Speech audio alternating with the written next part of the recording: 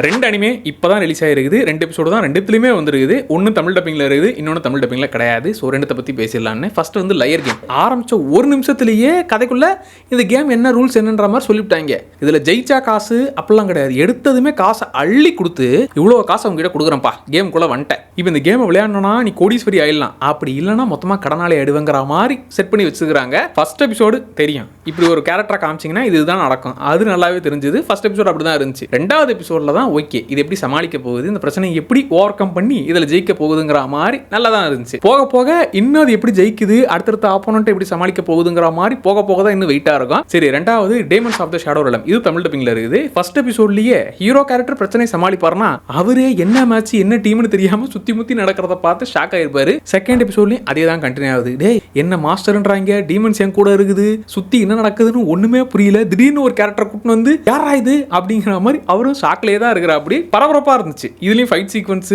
Plus கொஞ்சம் கொஞ்சமா இந்த வேர்ல்டு என்ன, ஹீரோக்கு என்னென்ன விஷயங்கள்லாம் கொஞ்சம் கொஞ்சமா புரிய வைக்க ட்ரை பண்றாங்க. அடுத்து இந்த ரூஸ்டர் ஃபைட்டர் அதுதான் பார்க்கணும். நீங்க என்ன பார்த்துட்டு இருக்கீங்க அப்படிங்கிறத கமெண்ட்ல சொல்லுங்க, அதுல நானும் ஜாயின் பண்ணிக்கிறேன்.